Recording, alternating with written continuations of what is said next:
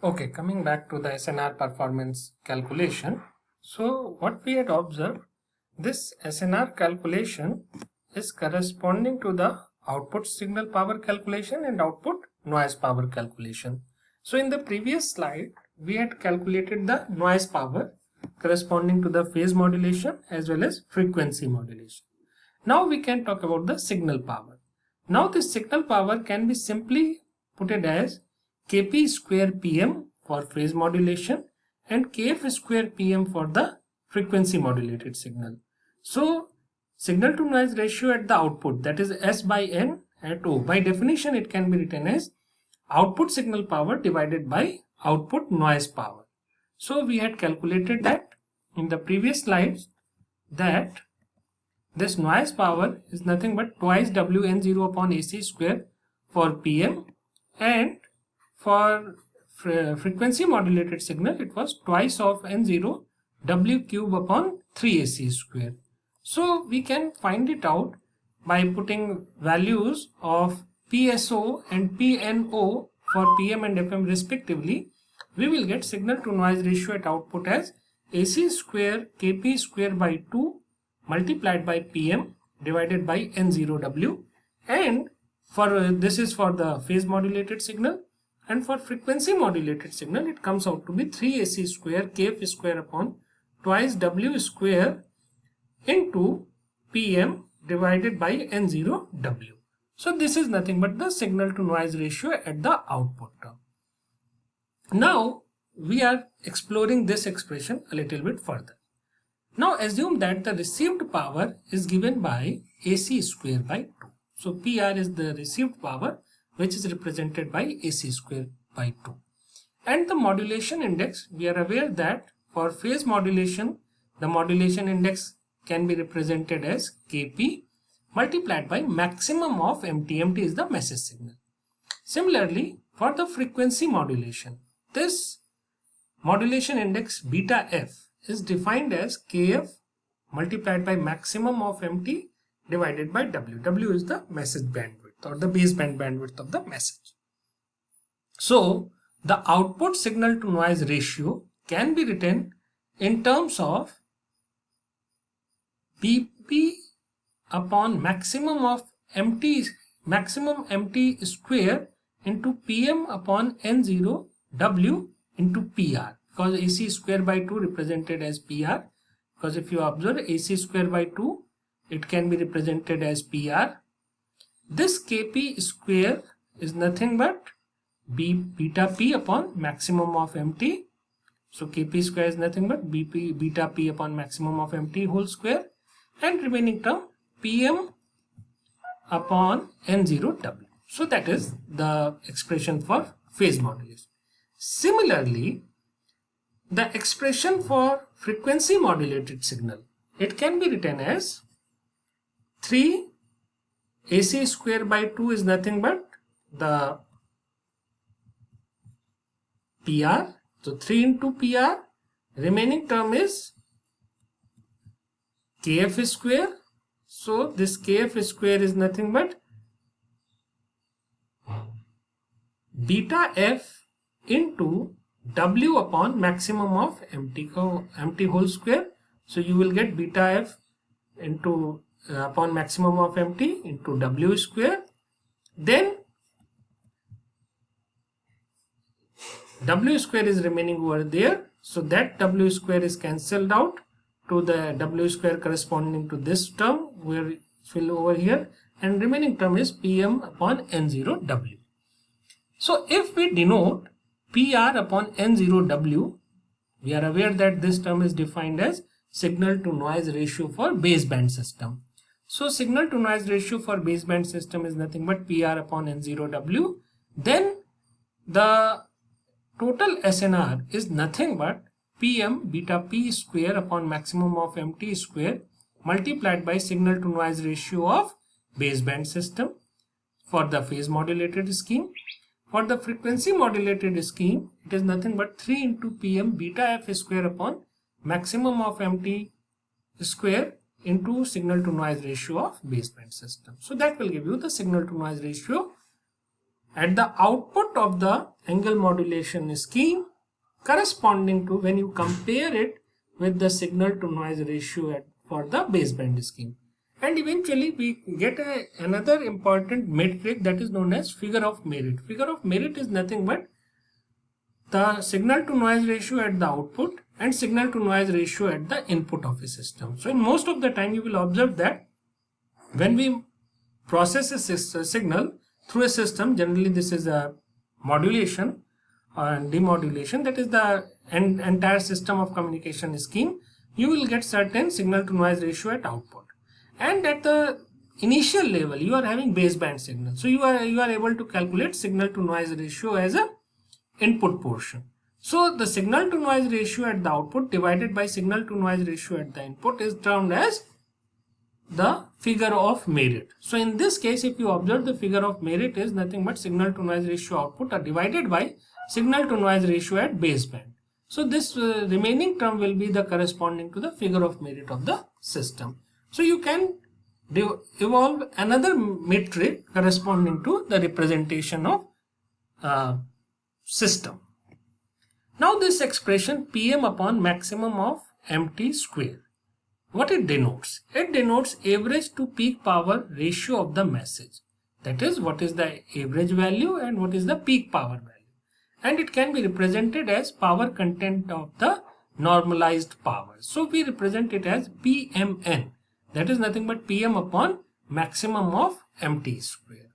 So correspondingly, this signal to noise ratio output can be represented as beta p square, that is the modulation index of the in the case of phase modulated scheme, multiplied by the power content of the normalized power, that is Pmn, into signal to noise ratio at the baseband.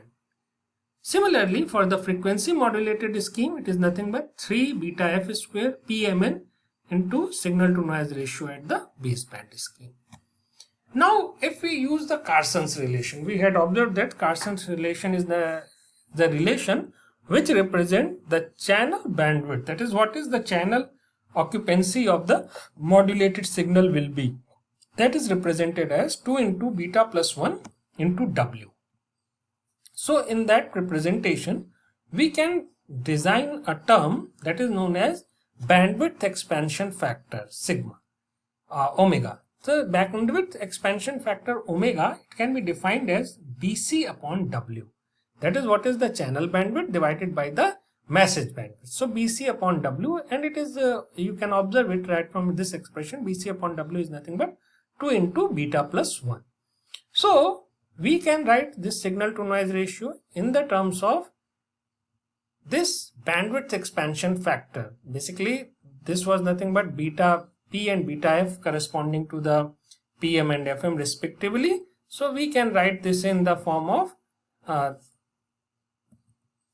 this expression, that is, in place of beta P, you can write over here sigma minus 1 divided by sigma by omega by 2 minus 1, because omega is here, divided by 2 minus 1, that will give you beta divided by maximum of Mt whole square, signal to noise ratio for the baseband, and similarly 3 Pm omega by 2 minus 1 divided by maximum of Mt whole square in the terms of signal to multiplied by signal to noise ratio at the baseband scheme for FM. Now for both FM and PM, the output signal to noise ratio is proportional to the square of modulation index. We had observed that it can be represented as square of modulation index. So what we can observe, if we increase the modulation index, the output signal to noise ratio will also be increased. What is this signal to noise ratio implies? Signal to noise ratio implies that you are having signal power divided by the noise power, and increasing signal to noise ratio means your power of the signal is increasing rapidly as compared to the power of noise. So even you are having low received power, if SNR is high, you can say that the entire signal to noise ratio paradigm is increasing. So in case even if you are having the received power low but SNR is high, still you are able to receive the signal perfectly. So that is nothing but the incrementing beta will affect in that particular process.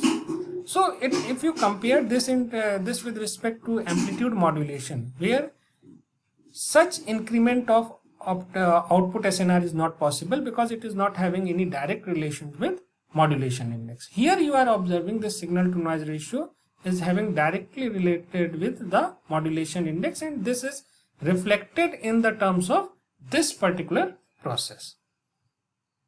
So we can further interpret it.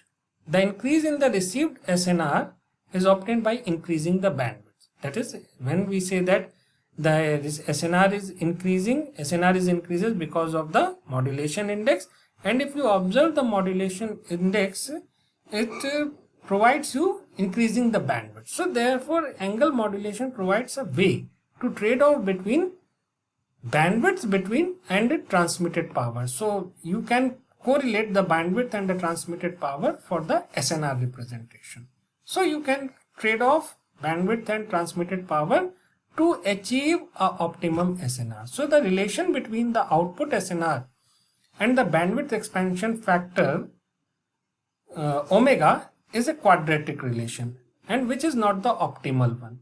Basically, in theoretical aspect or in general relation, it had been observed that it is exponential relation, and that is the optimum one. But it comes out to be quadratic in the case of this particular angle modulation scheme, and that is not the optimal relation from the analysis point of view. Now further we are exploring this relation because it gives us a much more variety in terms of analytical perspective. So we observe that if we increase output signal to noise ratio by increasing beta, but at the same time the larger value beta you are having, the large value of BC you are involving, because beta is increasing, it implies that the channel occupancy within the channel bandwidth which is occupying within that particular transmission channel is also increasing. You can refer it with the help of Carson's rule. So large value of BC implies that large noise power at the input of the demodulator, because if the channel bandwidth is high, the band pass filter you require to process the signal will also be having larger bandwidth, and larger bandwidth implies that you are accumulating larger amount of noise power. So if you are going in that direction, it implies that the initial approximation which we had considered, that is power of noise component, is much less than the power of signal, is going to be violated one. So it will be no more valid, so entire analysis will fail. So we observe that if we increase beta such that this approximation does not hold, then a phenomena known as the threshold effect will occur and the signal will be lost in noise. So we need higher signal to noise ratio. For that one we need to increase the beta, but remember, if we increase the beta to a very large extent, then the noise will also be increasing very much and it is going to affect our performance of the system. Now the question arises, at what point we can control this situation? So this can be observed in the analysis of threshold effect. So we will further explore the threshold